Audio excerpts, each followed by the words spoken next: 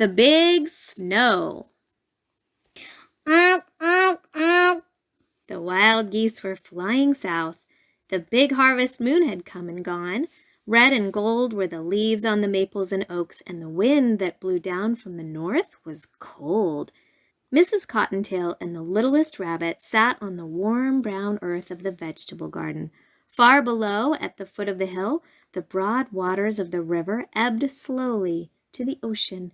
They stared into the sky at the flock of wild geese. "You know what that means?" said Mrs. Cottontail. The littlest rabbit shook his head. He couldn't speak because his mouth was full of carrot tops. He didn't know why the geese were flying south. This was the first time he had seen them. "That means the cold winter days are near, and you will be needing a warm coat," said Mrs. Cottontail. "Eat plenty of cabbage leaves and carrot tops, and you will have a thick coat for winter." The littlest rabbit nibbled another tender carrot top. The fat little groundhog, who lived in a den just outside the garden fence, looked up as the geese flew overhead. He had already put on his warm fur coat. Oh, he said.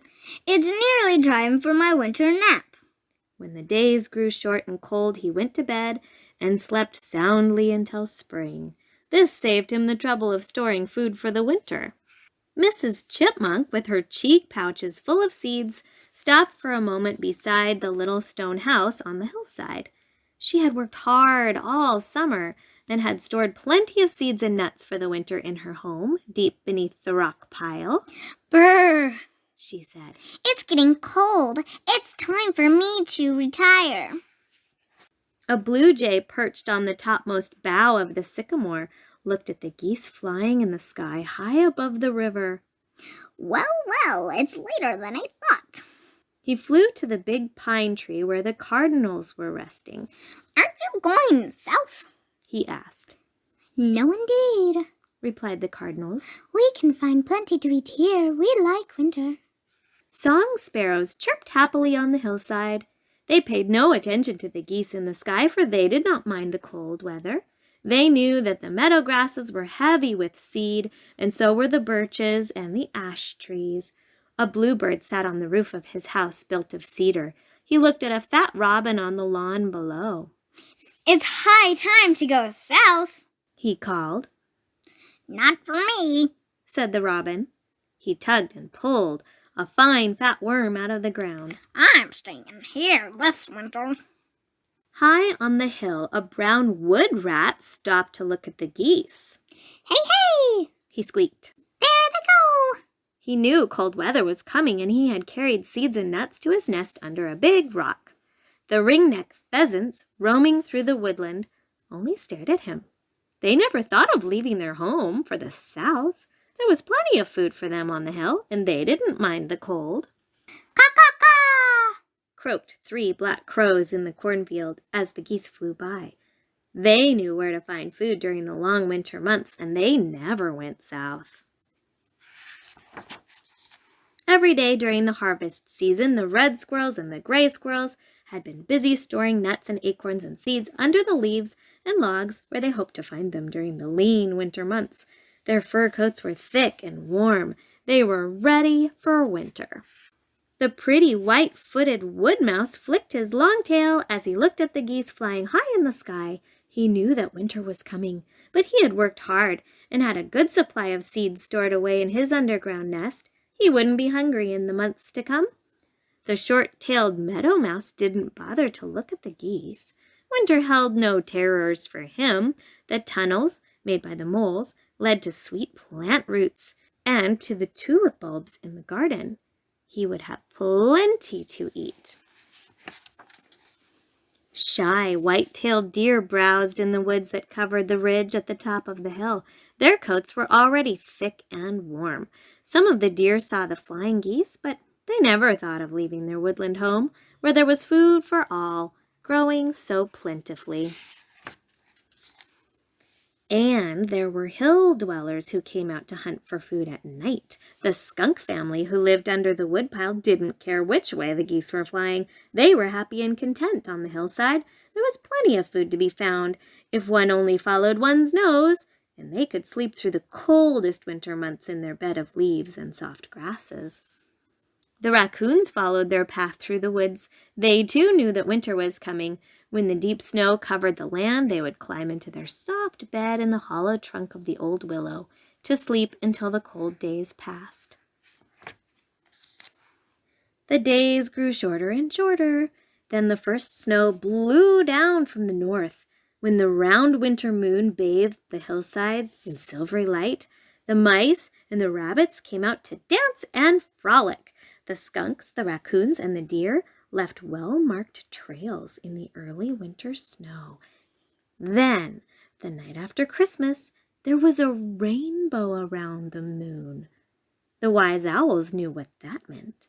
A rainbow around the moon meant more snow. Much more. Woo! The sad, trilling call of the screech owl was heard up and down and across the hillside. The owls were right. Soft gray clouds quickly filled the sky and blotted out the moon. A beautiful snowflake fell through the air. Then 2 flakes floated softly to earth, followed by 3, then 4. The snowflakes fell faster and faster and faster. Millions of snowflakes fell from the sky. It snowed all that night and all the next day. Thick snow covered the branches of all the trees. A blanket of snow covered the meadows, the hills, the valleys. The snow was heavy on the roofs of the houses and barns. The snow stopped falling on the evening of the second day. Once again, the big silvery moon rose high in the sky. The owls winged noiselessly from the sycamore to the pine woods. Nothing else stirred in the silent snow-covered land. Then the skunk family dug their way up from their den buried so deep under the snow.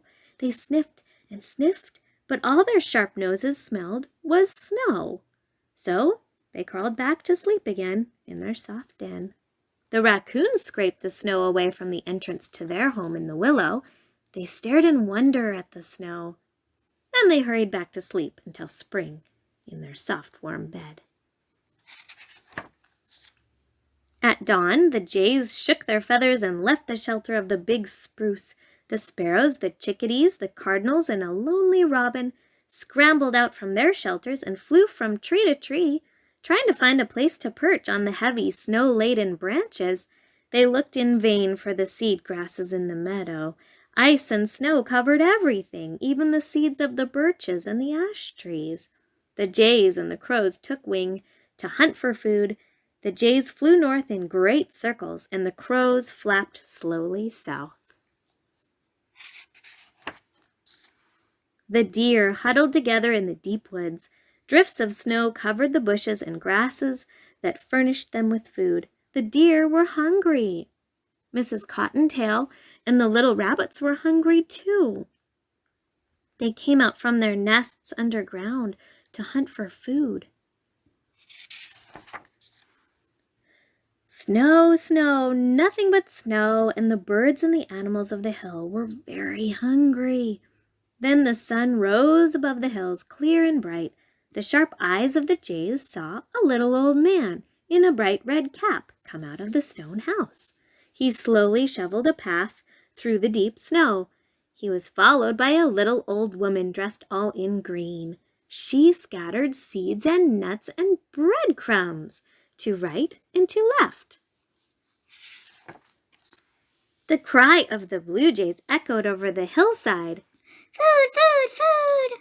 They cried again and again. All the birds on the hill heard the happy call.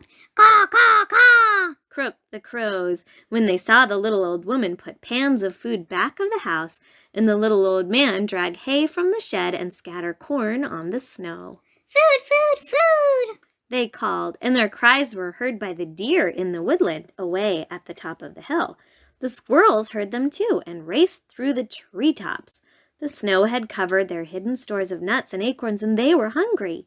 The skunk family and the raccoons, deep in their long winter sleep, did not hear the crow's call.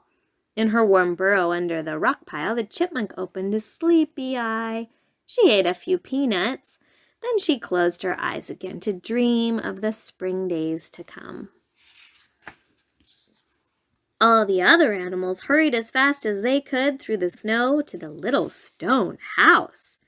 The cardinals, the sparrows, the chickadees, and the lonely robin flew to the banquet, chirping and singing.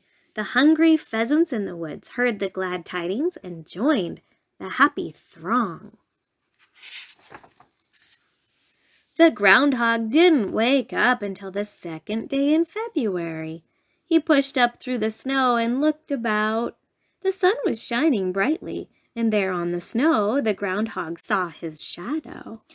Oh, I know what that means, he said. There will be 6 more weeks of winter. And he hurried back to his den to sleep until spring. The groundhog was right. It was a long, cold winter for the birds and animals on the hill, but the little old man and the little old woman put out food for them until the warm spring came. And that was the end of the big snow.